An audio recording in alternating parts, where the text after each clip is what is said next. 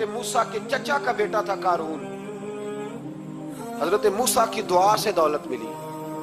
اتنا دولت مند ہو گیا کہ خزانوں کی چابیاں 4 اونٹ اٹھایا کرتے. حضرت موسیٰ نے کہا کہ 1000واں حصہ زکوٰۃ فرض ہوئی ہے. کتنا حصہ؟ 40واں نہیں، 1000واں حصہ زکوٰۃ دے. کہنے لگا دیتا ہوں. گھر جا کے حساب کیا تو پریشان ہو گئے. اتنے پیسے دینے پڑیں گے. پریشان جب آتے ہیں تب نہیں پریشان ہوتے. اتنے آ گئے میرے پاس، دینے پڑے تو کہنے لگا ہو اتنے پیسے. حضرت موسیٰ نے کہا دے. تو کہنے لگا جناب موسیٰ ویسے مہنگا نہیں پڑا آپ نے رکھا خرچہ. آپ فرمانے لگے میرا حکم نہیں، حکم میرے 40واں نہیں تھا. کون سا حصہ تھا بولیے؟ مسلمانوں کا کتنا ہے؟ سارے صحیح دیتے ہیں زکوٰۃ؟ کہتے میں تھوڑی تھوڑی دیتا رہتا ہوں. میں سال میں نے تھوڑی تھوڑی بانٹ دی ہے. کچھ ان کو دیا جو مجھے ووٹ دیں گے، کچھ ان کو دیا جو گاہے گاہے میرے گھر کا کوئی کام کر دیں گے. میں نے بانٹ دی ہے. ایک زکوٰۃ دے رہا ہے کہ سیاست کر رہا ہے تو؟ یہ کون سا طریقہ ہے؟ یہ کون سی طبیعت ہے؟ مضمون بھیجا ایک دوست نے. ایک بچی بڑی مشکل سے میٹرک اس نے کیا ہے، تو کوئی امیر آدمی ان کے گھر میں پیسے دے گیا اس رمضان میں. حیدرآباد کے قریب کسی گاؤں کی رہنے والی. تو بچی اگلے دن جا کے سارا کچھ ان کے گھر دے آئی ہے. سارا کچھ دے آئی ہے. کیوں؟ کہ وہ بچی کہتی ہے میں یتیم ہوں. میں 1.5 سال کی تھی اور میرا بھائی ابھی پیدا نہیں ہوا تھا جب میرا والد فوت ہو گیا. تو میرے چچا نے دھکے دے کے نکال دیا. میری ماں نے برتن دھو دھو کے ہمیں پالا اور میری ماں نے ہمیں پڑھایا، شدید محنت کی. تو کہتی ہے کل ایک دنیا دار آیا، اس نے کہا میں نے راشن دینا ہے. زبردستی ہمارے گھر آیا، غریبوں کو دینا ہے. کہتی ہے میری ماں نے کبھی ہمارے سامنے دکھ نہیں اپنا کھولا کہ میں بڑی غریب ہوں، میں نے جوانی تمہیں. لیکن کیا عجیب منظر ہے کہ اس نے ایک توڑا دیا راشن کا. تو سویرے جب میری اماں زور کے بعد کام کر کے آئی ہے تو رو رہی تھی. میں نے پوچھا اماں کیا ہوا؟ تو کہنے لگی بیٹے 4 اخباروں میں میری تصویر لگی ہے. 4 اخباروں میں. مجھے کیا پتا اس کے پاس کتنے موبائل تھے، کتنی تصویریں کھینچتا رہا. تو وہاں رکھ کے کہنے لگی چچا ہم نے بڑی راتیں بغیر پنکھے کے گزاری ہیں، کئی دن بغیر روٹی کھائے گزارے، پر ہم نے اپنا پردہ نہیں کھولا. تو ایک آٹے کا تھیلا دے کے ہمارا پردہ کھول گیا. 4 اخباروں میں رکھ اپنا سامان، اور سویرے اخبار میں یہ خبر بھی ضرور چھپوا دینا کہ وہ واپس کر گئے. یہ خبر بھی سویرے اخبار میں ضرور چھپوا دینا کہ وہ آٹے کا تھیلا وہ واپس کر گئے. یہ خبر چھپوا دینا. پھر وہ بچی اپنی ماں کی عزت کے لیے گئی اور جا کے پریس کلب میں اس نے 4 اخباروں کو کہا کہ میں آٹا واپس کر رہی ہوں. اب تمہاری ذمہ داری ہے کہ تم لوگوں کو بتاؤ کہ وہ تھیلا آٹے کا. شرم نہیں آتی؟ میں اجتماعی شادیوں کی مخالفت کرتا رہتا ہوں. دل کرتا ہے تمہارا کہ تمہاری بیٹی اور تمہارا داماد بٹھایا جائے اسٹیج پہ اور کہا جائے خیرات میں اس کی شادی ہو رہی ہے، اخباروں پہ تصویر آئے. کسی غریب کی بچی کی شادی کر دیا تو بورڈ لگوا دیا 30 اجتماعی شادیاں. وہ تماشا ہے؟ غریبوں کی بیٹیاں تماشا بنانے کے لیے ہیں. اگر کسی غریب کی بچی کی خدمت کر دیا تو اس طرح کر جس طرح حسین کے بیٹے امام زین العابدین کیا کرتے. حضرت موسیٰ کلیم اللہ علیہ السلام کا زمانہ مبارکہ تھا. قحط پڑ گیا، بارش نہیں ہوتی. ہم لوگ نا اب تو خیر ہمارے پاکستان میں تو ٹیبل ٹاک ہوتی ہے، ٹاک شو ہوتے ہیں. ہمارے ہاں تو پتہ کیا جاتا ہے کہ بارش ہو کیوں نہیں رہی. پھر اس پہ یہ ہوتا ہے کہ دھواں بڑا چڑھ گیا ہے، حالات بڑے خراب ہیں، فلاں ایسے ہو گیا قحط کا. ہم تو اسباب تلاش کرتے رہتے ہیں نا جی. فوق بہت زیادہ ہے، فلاں چیز ایسے ہے، فلاں چیز ایسے. ہم تو یہ تلاش کرتے رہتے ہیں. وہ لوگ یوں نہیں کرتے تھے، وہ سیدھے جا کے مسلوں پہ بیٹھتے تھے. اس لیے کہ وہ کہتے تھے جب رب چاہتا ہے تو پھر کوئی چیز کسی چیز کو روک سکتی. وہ سیدھے مسلے پہ بیٹھتے. اعلیٰ حضرت فاضل بریلوی رحمۃ اللہ علیہ کے پاس ایک مولانا محمد حسین آئے، وہ فلکیات کے بڑے ماہر تھے. تو اعلیٰ حضرت نے فرمایا ذرا ستاروں کا حساب لگا کے دکھاؤ بارش کب ہوگی. کہنے لگا پورا مہینہ تو نہیں ہوگی. تو اعلیٰ حضرت رحمۃ اللہ علیہ فرمانے لگے کہو کہ میرا علم کہتا ہے مہینہ نہیں ہوگی، اللہ چاہے تو ابھی ہو سکتی ہے. کہنے لگا جی وہ تو ٹھیک ہے پر میرا علم. وہ جیسے روز لوگوں نے پیر نیٹو حسین شاہ صاحب نہیں کھولے ہوتے کہ بارش کب آئے گی، اور اس کی طرف نہ دیکھ، مسلے پہ بیٹھ، مہربانی کر مسلے پہ بیٹھ، اللہ کی بارگاہ میں حاضر ہو، اسے معافی مانگ، اسے منا تاکہ وہ رحمت کی بارش. کہنے لگا جی میرا علم کہتا ہے. تو اعلیٰ حضرت فرمانے لگے پھر وہی بات, تو کہے اللہ چاہے تو بارش ابھی, لیکن یہ جو اڑ گئے ہیں نا بیچارے, یہ اڑ ہی گئے ہیں, یہ جہاں الجھ گئے ہیں وہاں یہ لوگ الجھ گئے. اللہ ہمیں الجھنے سے محفوظ فرمائے. تو اعلیٰ حضرت اٹھے تو فرمایا ٹائم کیا ہوا ہے گھڑی پہ؟ کہنے لگا جی 12. تو اعلیٰ حضرت نے گھڑی گھمائی, اب کیا بج گیا؟ کہنے لگا 4 بج گئے. فرمانے لگے بج گئے نا 4. کہنے لگا جی آپ نے گھڑی گھما جو دی ہے. فرمانے لگے اللہ بھی جب چاہے تو ستارے گھما دیتا ہے, اللہ بھی ستارے گھما دیتا ہے بارش. کہنے لگا جی وہ تو ٹھیک ہے پر مہینہ نہیں ہو سکتی. اڑا ہوا بندہ اس کا کوئی علاج ہے جو اڑ جو جائے, اس کے لیے قرآن کہتا ہے وَإِذَا خَاطَبَهُمُ الْجَاهِلُونَ قَالُوا سَلَامًا. اسے سلوٹ کرو دور سے, اسے کو تو جان اور تیرا. کہنے لگا جی ہو نہیں سکتی پورا مہینہ. فرمانے لگے یار تو جا اپنا کام کر. وہ شخص کہتا ہے میں نے دروازہ کھولا اعلیٰ حضرت کا, کمرے سے باہر نکلا تو تیز بارش ہو رہی. واپس آیا تو میں نے کہا احمد رضا یہ عقیدہ کہاں سے لیا ہے؟ فرمایا دروازہ مصطفیٰ سے لیا ہے صلی اللہ علیہ وسلم. تو یاد رکھیں کہ اللہ کو منانا چاہیے, استغفار کرنا چاہیے, اس کی برکات. حضرت موسیٰ ساری قوم کو لے کے نکل گئے. آؤ بھائی میدان میں اللہ کی بارگاہ میں استغفار کریں اور بارش کا سوال کریں, بارش مانگے.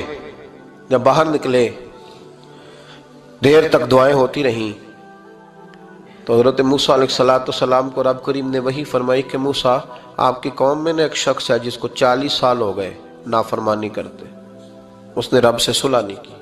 کتنے لوگ ہیں؟ ایک. اور 40 سال سے وہ نافرمان ہے, اس کو مجمع سے نکال دو بارش ہو جائے گی.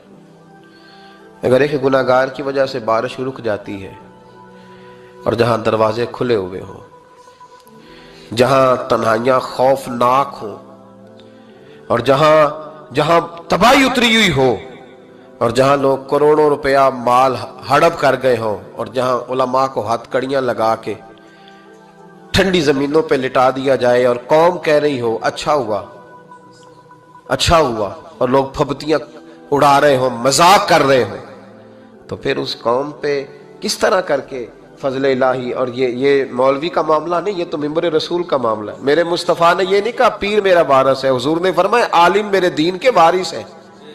ہاں حضور نے فرمایا جس نے عالم کے چہرے کا دیدار کیا سمجھے میں نے اپنے نبی کی زیارت کی ہے. لیکن یہاں تو خیر یہ عنوان نہیں, ورنہ میں اس پر جاتا. ہائے, تو کہا ایک بندہ ہے 40 سال سے اللہ کی نافرمانی کر رہا ہے, وہ اگر نکل جائے تو بارش ہو جائے گی. حضرت موسیٰ نے اعلان کر دیا بھی ایک شخص ہے, وہ اگر نکل جائے تو بارش ہو جائے گی. پتہ تو ہوتا ہے نا سب کو, مجھے بھی پتہ ہے کہ میں اندر سے کیسا ہوں, اور آپ کو بھی خبر تو ہوتی ہے نا جی. جب بات ہو رہی ہوتی ہے تو پھر پتہ تو چلتا ہے نا کہ بات کہاں جا کے سیٹ ہو رہی ہے, پتہ چلتا ہے نا. اسے بھی چل گیا پتہ, اب اندر ہی اندر رونے لگا. اور دیکھو امام رازی اور امام غزالی دونوں نے لکھا ہے کہ اس درد سے رویا, اس درد سے کہ ادھر والے کو بھی پتہ نہ چل جائے, مجمع کے اندر کھڑا ہے اور ادھر والے کو بھی استغفار, دیکھو ادھر والے کو پتہ نہ چل جائے اور ادھر والے کو بھی کہیں ہجوم میں غم میں بھی توہین نے ضبط غم نہ ہوئی. ہم اس احتیاط سے روئے کہ آنکھ نم نہ ہوئی, ہجوم میں غم میں بھی توہین نے ضبط غم نہ ہوئی. ہم اس احتیاط سے روئے کہ آنکھ نم نہ ہوئی, روئے بھی پر کسی کو آنسو نہیں دیکھنے دیے. اب اس درد سے کہتا ہے اللہ تو تو معاف کرنے والا ہے نا, تو تو معاف کرتا ہے, پردہ پوشی کرتا ہے, اور مالک اگر لوگوں کو پتہ چل گیا تو میرے تو بچوں کا بھی جینا حرام کر دے گا. یا اللہ میری تو آنے والی نسل بھی تڑپ کے وقت گزارے گی. مالک تو معاف کر دیا کرتا ہے, لوگ نہیں معاف کرتے. اے اللہ یہ میری خوبیاں بھول جائیں گے, میری خامیوں پر بات. مالک میں یہ ذلت نہیں برداشت کر سکتا, فضل فرما. حضرت موسیٰ نے دوبارہ اعلان کیا نکلتے ہو کہ نہیں نکلتے؟ پھر تڑپا, خداوندا مجھے بے آبرو نہ کر, یہ ذلت اور رسوائیاں یہ نہیں برداشت ہوتی. اللہ درگزر. حضرت موسیٰ نے تیسرا اعلان کیا نکلتا ہے یا میں پھر اس کا نام لوں, اللہ سے پوچھ کے نام لوں اس کا, بتاؤ کون ہے. اب تو تڑپ گیا, کہنے لگا مالک میں تیری بارگاہ میں استغفار کرتا ہوں, آئندہ نہیں کرتا, آئندہ نہیں کرتا. یہ لفظ ادا کیے, بندہ کوئی بھی نہیں نکلا. رب کریم نے بارش عطا کر دی, تیز بارش. جب برسی نا تیز بارش, لوگ تو می دیکھ کے دوڑ گئے تو حضرت موسیٰ کہنے لگے یا اللہ مجھے بھی تو بتا، تو نے کہا تھا کہ جب تک بندہ نہیں نکلتا بارش نہیں ہوگی، تو نکلا کوئی بھی نہیں، بارش ہو گئی، ماجرا کیا ہے؟ تو رب کریم نے فرمایا موسیٰ بس اس نے مجھ سے صلح کر لی، اس نے مجھ سے صلح کر لی۔ اور امام غزالی نے لفظ لکھے، حضرت موسیٰ نے پوچھا، حالانکہ اللہ اپنے نبیوں کو غیب کے خزانے دیتا ہے، پوچھا کہ اے اللہ مجھے اس کا نام بتا دے، تو رب کریم نے فرمایا موسیٰ جب گناہگار تھا تب نہیں کسی کو بتایا، جب پاپی تھا تب نہیں بتایا، جب مجرم تھا تب نہیں بتایا، اب کیسے بتا دوں؟ فرمایا اس کی میری صلح ہو گئی ہے، اور فرمایا جو بارش نہیں نہ ہو رہی تھی وہ بھی اس کی وجہ سے نہیں ہو رہی تھی، اب جو ہوئی ہے نا تو یہ بھی اسی کی وجہ سے ہوئی ہے، یہ بارش اب جو ہوئی ہے تو یہ بھی یہ اس گناہگار کے سبب سے۔ اپنی راتیں اللہ کے ساتھ گزارے، مصلی پہ بیٹھے۔ میرے صاحب رحمۃ اللہ علیہ سے جب کوئی کہتا نا کہ بڑا پریشان ہوں تو کچھ بتائیں، تو فرماتے آج رات مصلی پہ بیٹھ کے اپنے رب سے بات کرنا، میں بھی بات کروں گا۔ بندوں کو دکھ بتانے سے عزت میں کمی آتی ہے، اور اگر اللہ کو بندہ اپنے دکھ بتائے تو اللہ عزتیں بڑھا دیتا۔ جناب عمر کا نام صرف کام نہیں، حضرت عمر کا نام انقلاب برپا کر دیتا ہے۔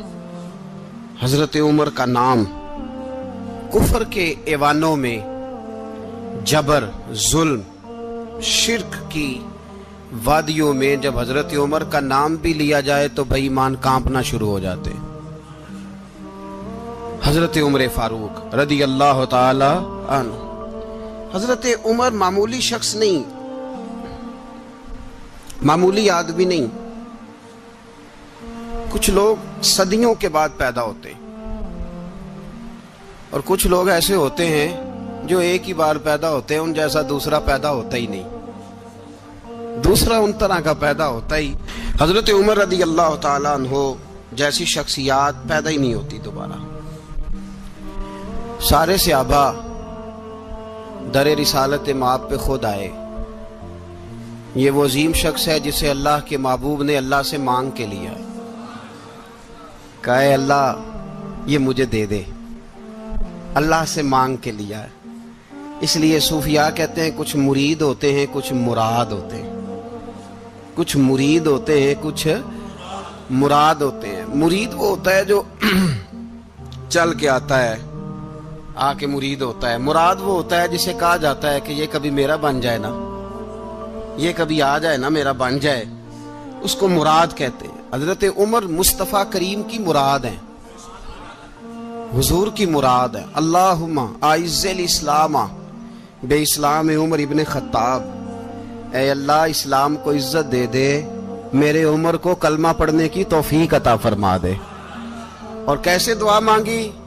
او یار حضرت عمر کی تو اس فضیلت کا کوئی جواب نہیں دے سکتا۔ میرے رسول پاک علیہ السلام سب کے لیے ہی دعا مانگتے ہیں نا، حضور کی دعا عام ہے، لیکن مصطفیٰ کریم نے کعبے کا غلاف تھام لیا، اور غلاف کعبہ کو حضور نے سینے سے لپٹایا اور سینے سے چمٹا کے کہا اے اللہ میں نے تو کبھی سوال ہی زیادہ نہیں کیے، میں کرنے آیا ہوں، مجھے عمر دے دے، عمر دے دے۔ حضور نے مانگ کے لیا۔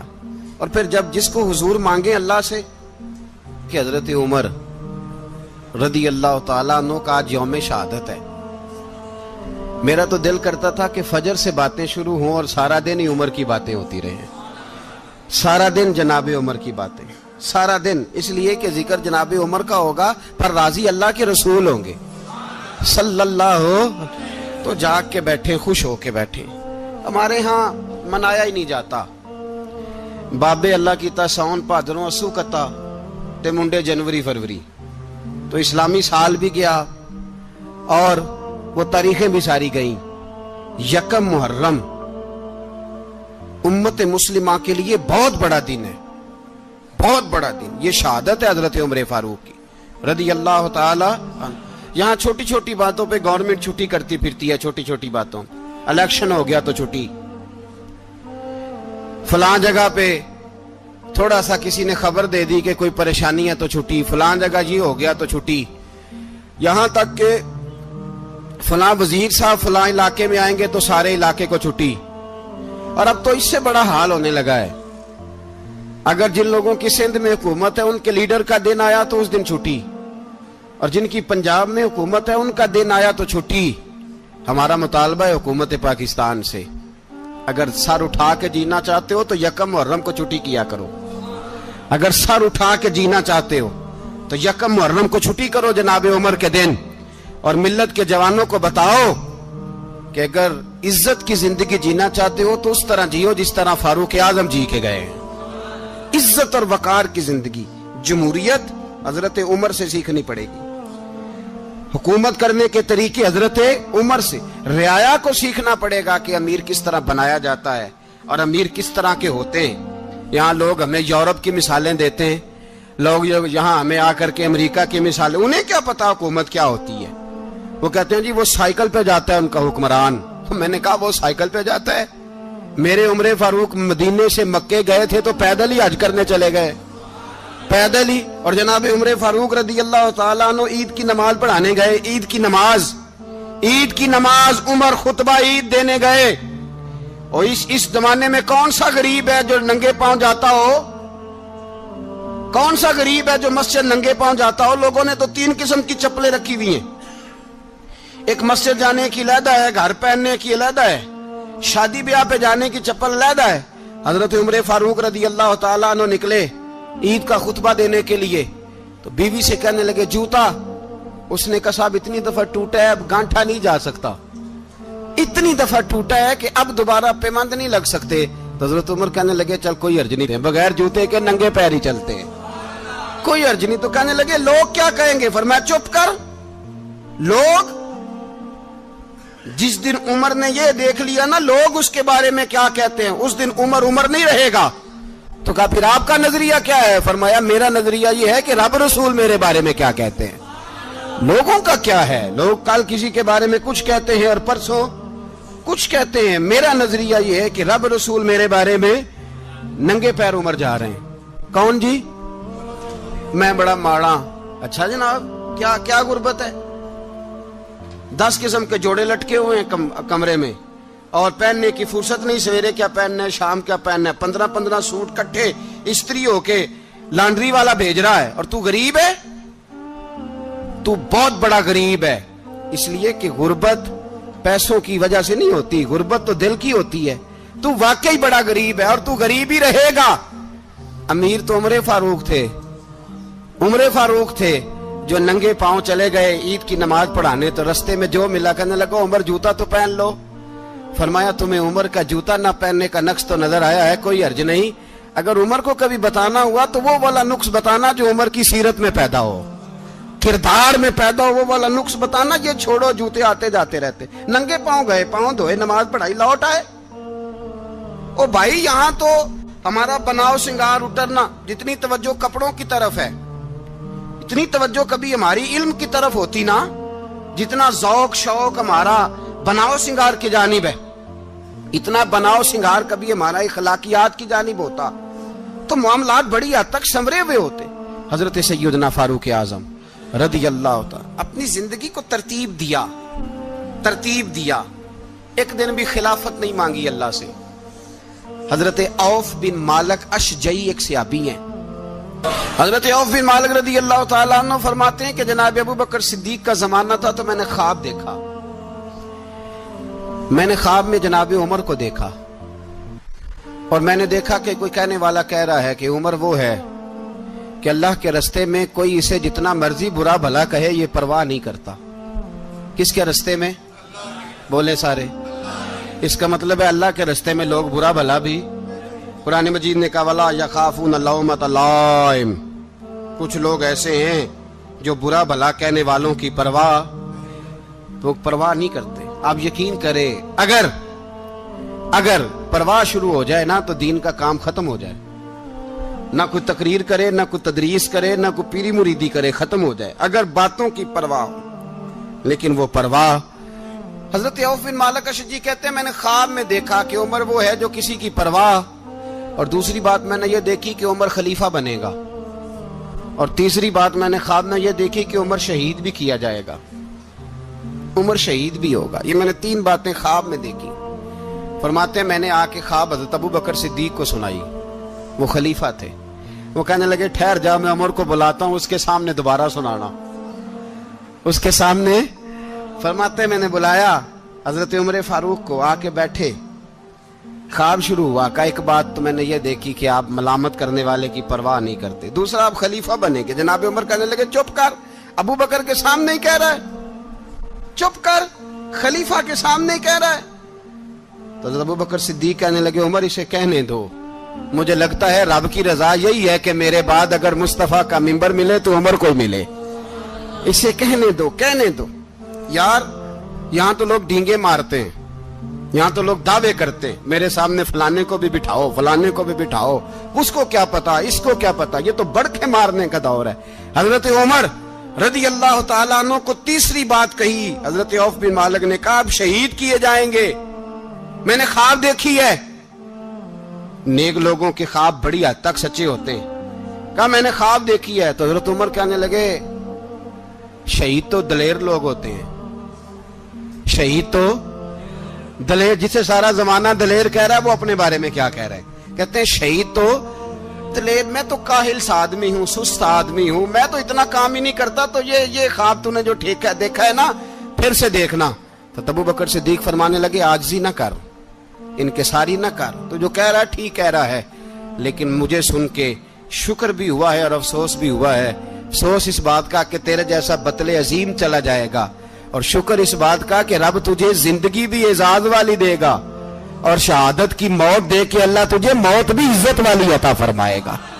اللہ موت بھی تجھے عزت والی دے گا، تجھے کاہلوں جیسی موت اللہ۔ حضرت فاروق اعظم رضی اللہ، او بھائی یہاں تو اس زمانے کا سب سے بڑا مسئلہ پروٹوکول ہے۔ لوگوں پتہ ہوتا ہے کامل پیر ہے، کامل مرشد ہے، لوگ نہیں جاتے۔ میں کسی کا مرید ہو جاؤں، میرا پروٹوکول کدھر گیا؟ پتہ ہوتا ہے یہ کامل استاد ہے، میں اس کے پاس بیٹھوں گا تو میری تربیت کرے گا، لیکن لوگ شاگرد نہیں بنتے، میں کدھر گئی؟ یہ جو پروٹوکول کی مصیبت ہے نا، اس نے بڑے بڑے لوگ زیرو کر دیے، بڑے بڑے لوگ۔ اور یہ مت سمجھے کہ آپ کا وزیر اعظم پروٹوکول لیتا ہے یا آپ کا صدر پروٹوکول، وزراء، ایسی کوئی بات نہیں۔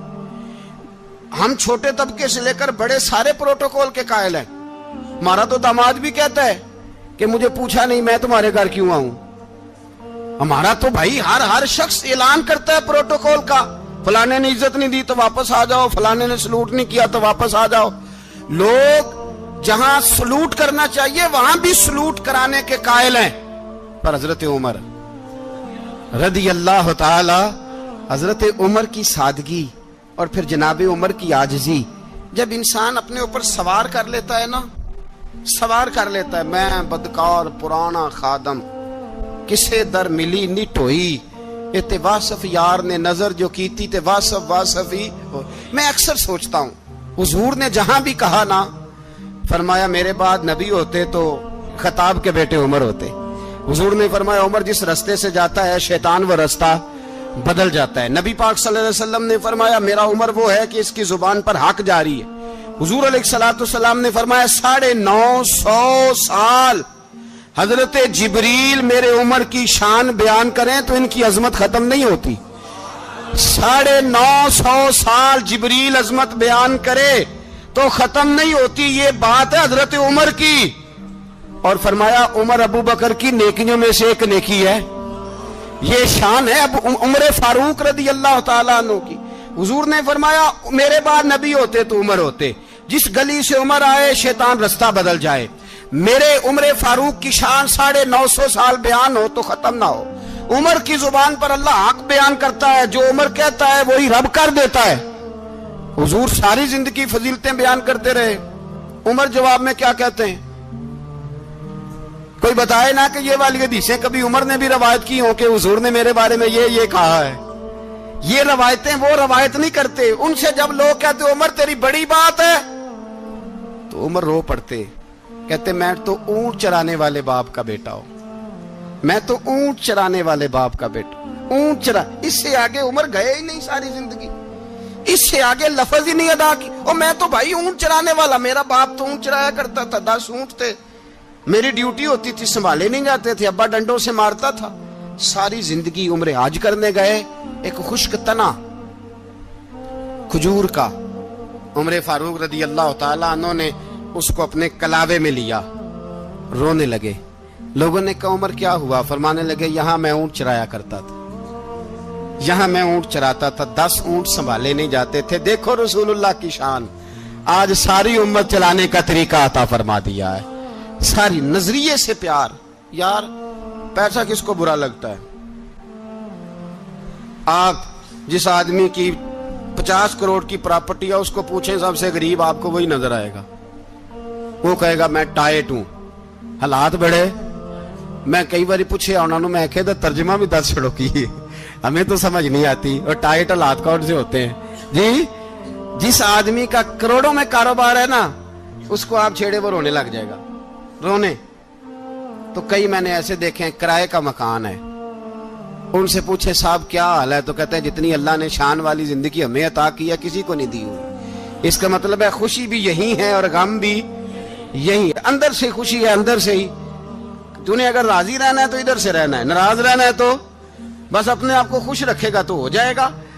سارے صحابہ مل کے آئے، کہنے لگے عمر فاروق سے کہنا ہے نبی پاک کے زمانے میں تو ظاہراً غربت تھی، ابو بکر کے دور میں بھی غربت تھی، اب تو بڑا مال ہے، عمر سے سفارش کرو کہ عمر نیا کرتا پہنا کرے۔ ملکوں کے سفیر آتے، عمر وہی پھٹی پرانی چادر اوڑھ کے اور وہی کئی جگہ پہ پیوند لگے سوٹ پہن کے سفیروں کے سامنے بیٹھ جاتا ہے۔ عمر کو مشورہ دو، طے ہو گئی بات۔ سب نے جب مشورہ دے لیا تو سارے کہنے لگے یہ بتاؤ شیر کی مونچھ کو ہاتھ کون لگائے گا؟ کہنا کس نے ہے؟ بندہ بھی تو ڈھونڈو نا۔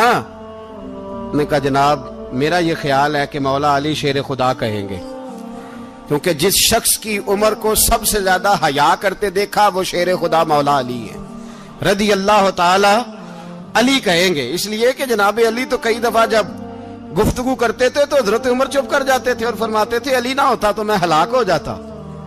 تو کہا علی سے کہو۔ جناب علی شیر خدا کو بلایا، کس کام کے لیے جی؟ اللہ اکبر۔ یہ ذرا اپنے اس دور پہ اس بات کو ذرا لاکا جناب ان سے کہیں کہ زیادہ نہیں، ایک کرتا نیا پہن لے، سفیر آتے ہیں وزیر آتے ہیں تو ایک کرتا نیا پہن لے۔ حضرت علی کو بلایا، آپ فرمانے لگے کوئی اور بات ہوتی تو میں کہہ دیتا، یہ والی میں نہیں کہہ سکتا، کوئی اور ہوتی تو میں عمر کو کئی دفعہ کہہ دیتا ہوں، جلال میں بھی تو سن، یہ والی میں نہیں کہہ سکتا، میں تمہیں ایک مشورہ دیتا ہوں۔ کہا وہ کیا؟ کہنے لگے سیدہ عائشہ صدیقہ سے کہو، وہ مومنوں کی ماں ہیں، عمر ٹالے گا نہیں۔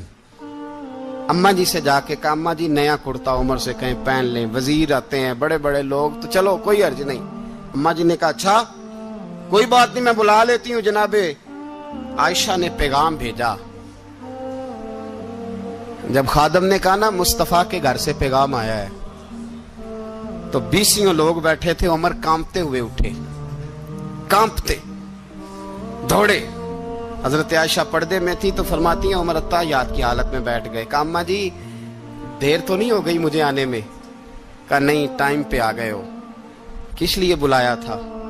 کہا عمر دیکھو غربت کے معاملات اور ہوتے ہیں، جب اللہ آسانی دے تو کوئی چیز استعمال کرنا حرام نہیں ہوتی، اگر حرام ہے تو بتاؤ۔ کہا نہیں اماں جی حلال ہی ہے۔ تو فرمایا پھر اتنے سفیر آتے ہیں مشیر آتے ہیں، اب تو مال غنیمت بڑا آتا ہے، ڈھیر لگ جاتے ہیں مسجد میں، تو چل ایک نیا کرتا تم بھی پہن لیا کرو، اور آپ نیا کرتا پہنو گے تو دھاک بیٹھے گی غیروں پر۔ تو صحابہ کا مشورہ ہے کہ آپ نیا لباس پہنے۔ اماں جی کہتی ہے میں نے حکم دیا تو عمر چپ کر گئے، گردن جھک گئی۔ تھوڑی دیر کے بعد سیدنا عمر فاروق نے سر اٹھایا تو داڑھی پہ آنسو گر رہے تھے، رو پڑے، کہنے لگے پاک محبوب کی پاک بیوی جیسے حکم کرتی ہو میں حاضر ہوں، پر مجھے وہ والا لباس پہنانا جو میرے مصطفیٰ نے پسند فرمایا ہے، اگر یہ رنگ رسول پاک کا ہے تو میں حاضر ہوں، اور اگر نبی پاک کا نہیں تو پھر جیسے آپ حکم کریں۔ جناب عائشہ کہتے ہیں عمر روئے تو میں زیادہ روئی، میرا پلو بھیگ گیا آنسوؤں سے۔ میں نے کہا عمر آپ جائیے۔ عمر یوں نکلے تو جو صحابہ کھڑے تھے وہ کونے میں تھے، سارے آ گئے۔ کہا اماں جی کیا بناؤ؟ فرمایا بھائی تم سب جو باتیں کہتے ہو وہ اپنی جگہ ٹھیک ہیں، پر عمر جو بات کرتا ہے وہ سب سے زیادہ ٹھیک ہے۔ عمر جس پہلو پر بات کرتا ہے وہ یار ایسی عاجزی، ایسا رنگ، ایسا انداز، ایسا طرز حیات، ایسی زندگی، اولاد کے معاملے میں لوگ بزدل ہو جاتے ہیں، بزدل. پر حضرت عمر کا بیٹا مصر گیا، وہاں سے کمائی کر کے لایا، تجارت کرنے گیا، لاکھوں کا مال. کون سا باپ ہے دنیا میں جس کا بیٹا باہر سے پیسے لے کے آئے تو ابا تفصیل پوچھے کہ بیٹا کہاں سے کمائے، کہاں سے لایا، کتنے ملے، کیوں آئے؟ کون سا باپ تفصیل پوچھتا ہے؟ ابا تو کہتا ہے لا صحیح، اور تعریفیں کرتا ہے میرا بیٹا بڑی کمائی کرتا ہے. کبھی پوچھا ہے اس سے کہ ڈیوٹی صحیح دیتا ہے کہ نہیں؟ کبھی پوچھا ہے کہ تو ایمانداری کی روزی لاتا ہے کہ حرام کی کماتا ہے؟ یہ باپ کی ذمہ داری ہے، یہ اماں کی ذمہ داری ہے. پھر کہتا ہے بیماری کیسے آ گئی، پریشانی کیسے آ گئی؟ تو نے کبھی سوال کیا اپنی اولاد سے؟ حضرت عمر فاروق رضی اللہ تعالیٰ عنہ کا بیٹا مصر سے پیسے کما کے لایا تو جناب عمر نے بلایا، فرمایا بیٹے اتنی تو تیرے پاس راس ہی نہیں تھی، تھوڑے سے تو پیسے لے کے گیا تھا، اتنی کمائی کیسے ہو گئی؟ اتنے تو پیسے نہیں تھے صاحب، کہاں سے کمائی لائے؟ اس نے کہا ابا جی وہ جو میرے چچا ہے نا مصر کے گورنر، آپ کے دوست، انہوں نے میری مدد کی ہے. فرمایا جتنے لوگ گئے تھے سب کی ہے مدد اس نے؟ کہا نہیں صرف میری کی. فرمایا تیری کیوں کی؟ تیری کیوں کی؟ کہا حضور آپ کے دوست ہیں. فرمایا چپ کر، حضور انہوں نے مجھے اتنے پیسے دیے، میں نے کاروبار میں ڈالے تو نفع آیا تو میں ان کی رقم دے کے. فرمایا خاموش ہو جا، باقی جتنے لوگ گئے تھے سب کی مدد کی اس نے؟ کہا نہیں حضور صرف میری کی. فرمایا اس نے تیری مدد نہیں کی، اس نے خلیفہ کے بیٹے کی مدد کی، اس لیے کہ وہ خلیفہ کو اپنے حق میں نرم کر سکے. فرمایا آدھا مال تیرا ہے، آدھا مال غنیمت کا ہے، مال خزانہ کا ہے، مسلمانوں کا ہے. اس لیے کہ تو جو وہاں سے مال کما کے لایا ہے وہ اپنے باپ کے خلیفہ ہونے کی وجہ سے کما کے لایا ہے، لہذا رکھ ادھر. یہاں کہتے ہیں کدھر سے آیا، کیسے آیا، کون سا حساب دیں، کیا کریں؟ او بھائی حضرت عمر رضی اللہ تعالیٰ عنہ کا اپنی اولاد کے بارے میں یہ رنگ ہے. ایک جنگ سے نا خوشبو آئی، خوشبو بڑی مہنگی ہوتی تھی، عرب میں خوشبو آج بھی بڑی مہنگی ہے، وہ زیادہ استعمال کرتے ہیں. میری باتوں کی سمجھ آ رہی ہے میرے بھائی؟ بڑی مہنگی خوشبو تھی. جب وہ خوشبو آئی تو حضرت عمر نے کہا، گھر میں پہلے پہنچی حضرت عمر کے، چونکہ زیادہ عورتیں استعمال کرتی تھی گھر کے اندر خوشبو، مرد بھی لگاتے تھے. حضرت عمر نے اپنی بیوی سے کہا، آپ کی زوجہ تو تھی وہ بڑی خوشبو کو پسند کرتی تھی. حضرت عمر نے اپنی زوجہ سے کہا کہ خوشبو لاؤ، میں نے ایک عورت کی ڈیوٹی لگائی ہے، وہ خوشبو تول کے نا تو حصہ برابر صحابہ میں بانٹ دے گی.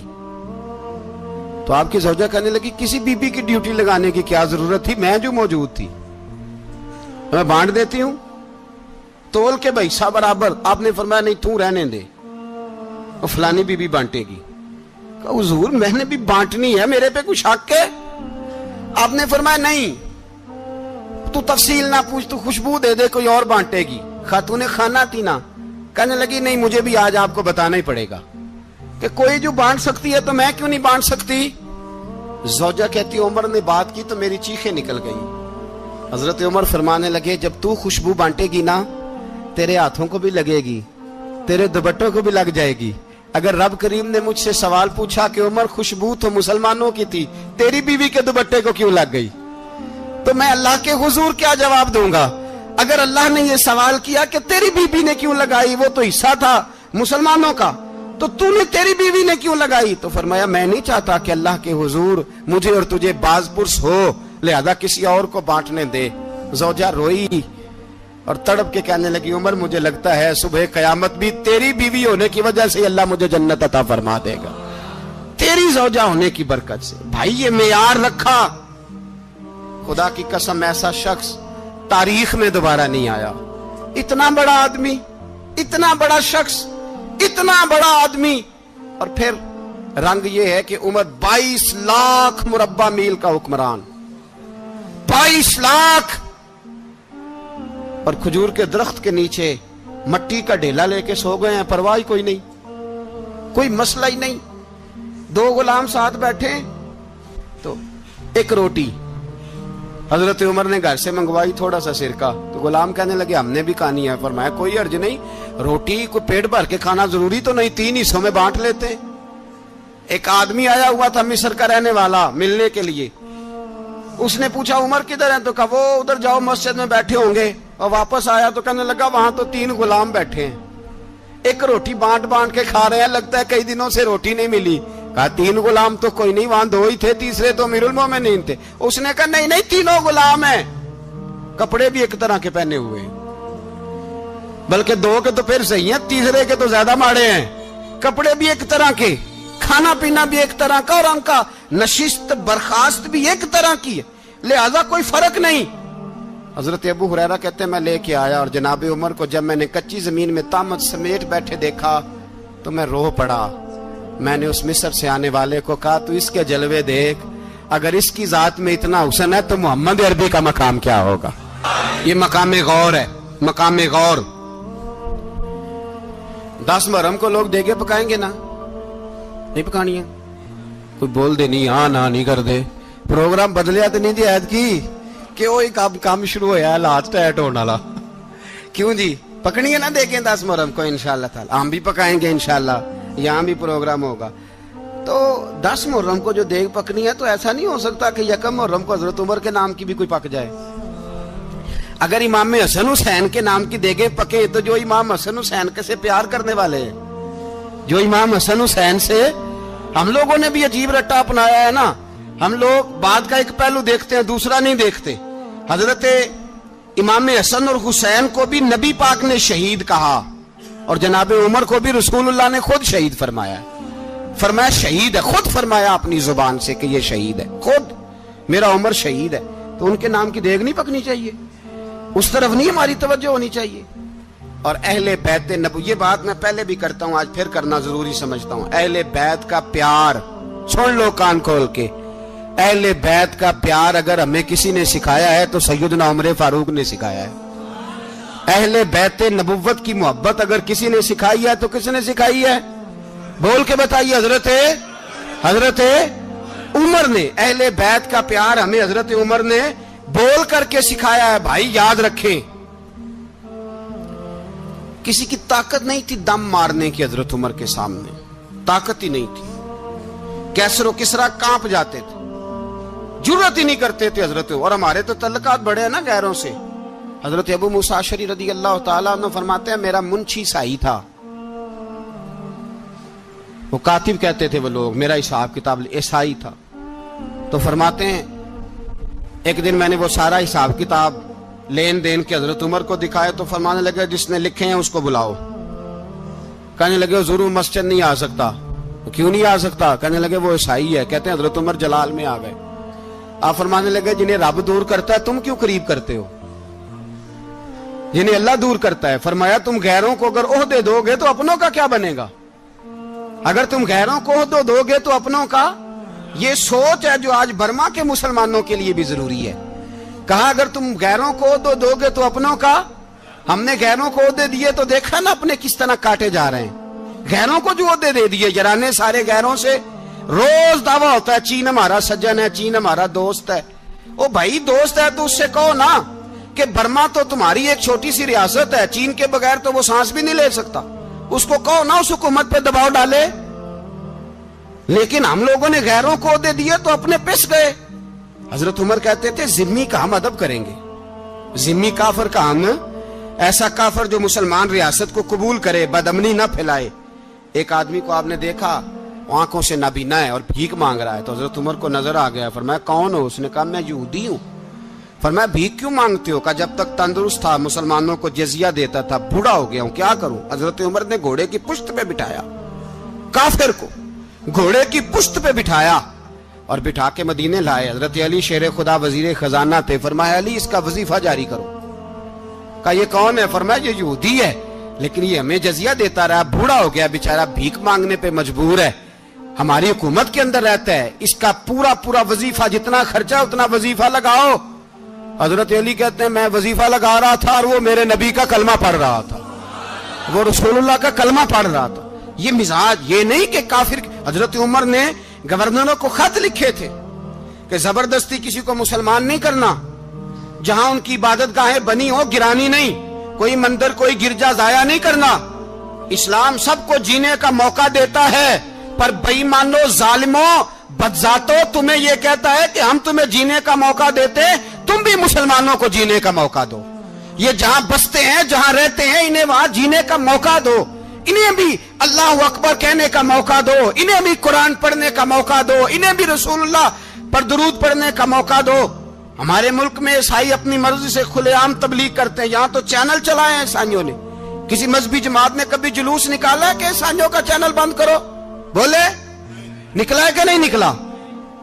कितने जुल्म की बात है। हम जब गैर को इतना तहफुज देते हैं, इतना तहफुज देते हैं, हमने देखा है, मुझे 20 लोगों ने ईद पे टेलीफोन किए कि ईसाइयों को कुर्बानी का गोश्त दे लें, मजबूर हैं जी, दरवाजे पे आ गए हैं, हमारे काम काज करते हैं। 20 लोग, आम आदमी के दिल में इनका इतना जज्बा है, वो मसाइल का बयान करना एक अलग बात, लेकिन हमारे दिल काफर के हक में भी नरम हो जाते हैं। तुम किस कदर ज्यादा बेईमान हो और कुफर किस कदर ज्यादा जलील हो गया है कि मुसलमान के हक में नरम होता ही नहीं। और उससे बड़े जलील वो हैं जो इन जलीलों के सपोर्टर हैं। वो किसी अरब मुल्क के हुक्मरान हो या किसी और जगह के, वो बड़े जलील है जो इन जलीलों के सपोर्टर हैं, जो बर्मा की बच्चियों के कत्ल पर अपनी हुकूमतें चमका रहे हैं। ने शर्म नहीं आती, इस कदर मुसलमान तड़पा है, लेकिन उन बेगैरतों को जरा होश नहीं आई। और ये उनके कमाश, उनके दलाल जो हर जगह उनकी सपोर्ट करके अपनी हुकूमतें कायम करते हैं, बेईमानों को पता नहीं कि कब इन पर अल्लाह का अजाब उतरेगा और किस तरह इनके परखशे उड़ेंगे। तुम्हें अपनी जिल्लत और रुसवाई नजर नहीं आ रही कि जमीन किस तरह तुम्हारे लिए तंग हो गई है? इससे ज्यादा और तुम्हारी रुसवाई क्या होगी? डरो अल्लाह से, और ये तो दुनिया का अजाब है। इन्ना बत्श रब्बिक शदीद, मेरा रब कहता है कयामत तो कायम होने दे। इतना सख्त तेरे रब की पकड़ है, इतनी किसी दूसरे की हो सकती? याद रखें और थोड़ा एहतियात करें हम सब लोग भी, जो हम लोग आधी जुबान बोल के भी इनकी सपोर्ट करते हैं। अब शर्म आनी चाहिए हमें इन हुकूमतों की सपोर्ट करते जो मुसलमानों की लाशों के ऊपर हुकूमतें कायम करते हैं। शर्म आनी चाहिए। बहरहाल बात दूर निकल जाएगी और मैं अपने मजमून पे रहता हूं। अहले बैत का प्यार अगर सिखाया है तो जनाब उमर ने सिखाया है, रदी अल्लाह ताला अन्हो, इमाम हसन मिलने। आप यकीन करें, मैं जब इस वाकया को पढ़ता हूं तो मेरा दिल झूम जाता है। मैं कहता हूं यार, डाढ़ा होना अपनी जगह पे, इश्क होना अपनी जगह पे, इंसान का बावकार होना अपनी जगह। जहां खड़े होना था वहां ये खड़े होते थे, और जहां झुकना था वहां ये इन लोगों में इकबाल ने कहा था, तेरी निगाह नाज से दोनों मुराद पा गए, अकले की याबो जुस्तजू इश्के हुजूरो इस तरह। जहां अगर आया है सामने कैसरो किसरा तो उमर जैसा दलेर कोई नहीं, अगर सामने आया ईरान का बादशाह तो उमर जैसा तगड़ा कोई नहीं, अगर आया है सामने गुस्सान का बादशाह तो उमर जैसा आदिल कोई नहीं। लेकिन अगर अली का बेटा आया है, अगर फातिमा के लाल पारे आए हैं, तो फिर फारूक आजम से जैसा मुहिब कोई नहीं, फिर उनसे जैसा प्यार करने वाला कोई नहीं। अंदर बैठे हैं जनाब उमर, अंदर तन्हाई में कुछ वजीरों से गुफ्तगू हो रही है, मीटिंगें जारी हैं। आपके बेटे मिलने आए जनाबे अब्दुल्ला इब्ने उमर, अब्बा जी मिलने आए। बात ठहरो, बात कर रहा हूं, कोई ना अंदर आए। साहबजादा बाहर खड़ा है। थोड़ी देर गुजरी तो इमाम हसन भी आ गए। कौन आए? आपको जो मिलेगा इमाम साहब का नाम लेने से, वो सरदार हैं जन्नतियों। कौन आए? सारे बोलिए, इमाम हसन, तेरी नस्ल पाक में है बच्चा बच्चा नूर का, तू है ने नूर तेरा सब घराना। इमाम हसन आए तो हजरत अब्दुल्ला इब्ने उमर को दरवाजे पे खड़े देखा। कहा अमीरुल मोमिनीन कहाँ हैं? कहने लगे हजरत उमर के बेटे। कहने लगे वो अंदर बैठे, कुछ मीटिंग हो रही है और उन्होंने कहा कोई अंदर ना आए, लेकिन आप जाना चाहें तो चले जाएं, आप जाना चाहें तो, तेरी नस्ल पाक में है बच्चा बच्चा नूर, आप जाना चाहें तो चले जाएं। तो उन्होंने कहा जब आप बाहर खड़े हैं तो मुझे कोई इतना जरूरी काम नहीं, और अभी जोर की नमाज थोड़ी देर में होगी, मैं मस्जिद में मिल लूंगा अमीरुल मोमिनीन से। ये बात कह के इमाम हसन चले गए। यार इतनी बड़ी बात नहीं थी, इतनी बड़ी बात नहीं थी।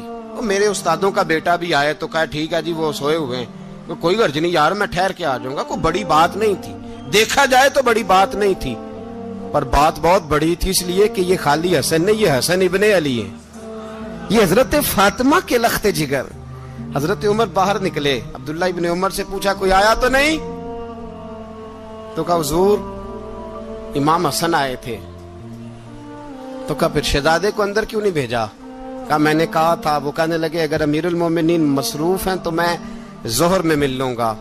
हजरत उमर रोने लगे, फरमाया बेटे तूने अच्छा नहीं किया, फिर मस्जिद नहीं गए, सीधे इमाम हसन के दरवाजे दस्तक दी। इमाम हसन बाहर आए, कहा शहजादे आए थे तो मिले क्यों नहीं? तो इमाम हसन कहने लगे हुजूर आपका अपना बेटा दरवाजे पे खड़ा था, आपका अपना बेटा दरवाजे पे खड़ा था, और मना भी किया था आपने, तो मैं जोर में मिल लेता। हजरत इमाम हसन फरमाते जोशे जज्बात में जनाबे उमर ने सर से पगड़ी उतार दी, जोशे जज्बात में कहने लगे हसन मेरे बेटे का और आपका क्या मुकाबला? क्या उसकी मां का नाम फातिमा ज़हरा है? क्या उसकी नानी का नाम खतीजतुल कुबरा है? क्या उसके नाने का नाम मोहम्मद मुस्तफा है? आपका और उसका क्या मुकाबला? फिर रो पड़े और कहने लगे बेटे मैं मक्के के सहराओं में ऊंट चराया करता था, ये जो मेरे सर पर इज्जत के बाल हैं ये तेरे नाने के उगाए हुए, मैं मक्के के खबरदार शहजादे खबरदार। ओ भाई अहले बैत नबुव्वत के अदब का रंग अगर सिखाया है तो सैयदना उमर ने सिखाया है। हजरत उमर फारूक अथॉरिटी है, इस्लाम की अथॉरिटी। यकम मुहर्रम हजरत उमर की शहादत है। यहूदी बोल उठा, काफिर बोल उठा, अगर 6 महीने उमर दुनिया में और रहते तो दुनिया में कोई काफिर मौजूद न होता। 6 महीने। और जब इस बतले जलील का जनाजा उठा, अल्लाह बुखारी पढ़िए ना, अल्लाह मरजुकना शहादतन फी सबीलिक, अल्लाह बिस्तरे की मौत ना देना, शहादत की देना। उमर शहीद हुए, मस्जिद नबी में नमाज पढ़ाते, और जब जनाजा उठा तो मदीने का फिर पीछे जो दलेर बचे वो मौला अली थे। मौला अली जनाब उमर का जनाजा उठा तो सबसे पहली हाय जो निकली वो हजरत अली की जुबान से निकली, और हजरत अली सारी दाढ़ी आंसुओं से भर गई। लोगों ने कहा कि अली क्या हुआ? फरमाने लगे तुम देख नहीं रहे जनाजा किसका उठा है, पलट के देखो तो सही, तुम पता नहीं है कौन गया है। कहा हुजूर क्या हुआ? अब फरमाने लगे उमर इस तरह के काम करके गया है, अब इनके रस्तों पे कौन चलेगा? कौन इसके जिगर राहे वफा में?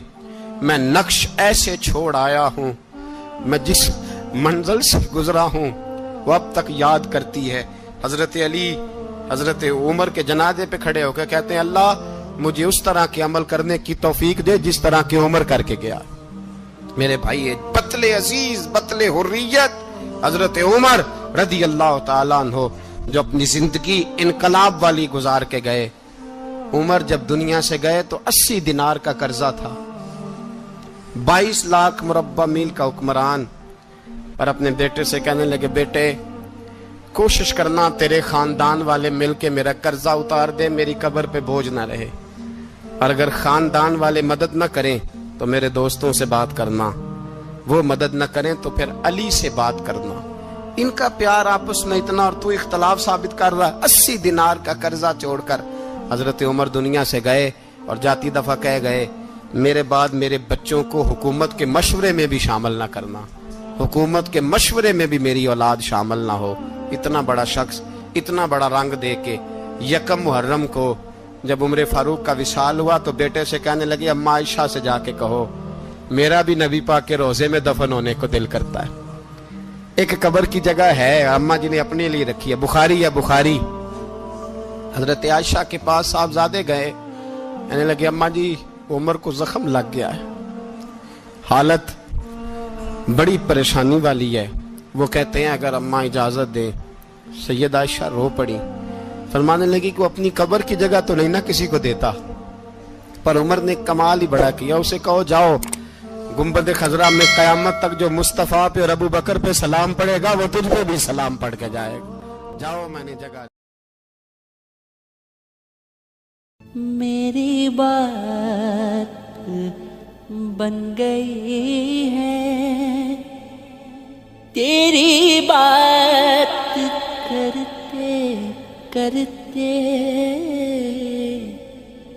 मेरी बात बन गई है, तेरी बात करते करते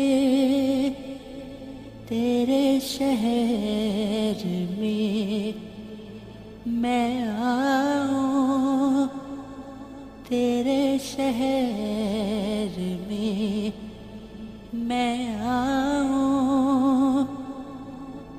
تیری نعت پڑھتے پڑھتے میری بات بن گئی ہے، تیرے عشق کی بدولت مجھے زندگی ملی ہے، مجھے زندگی ملی ہے،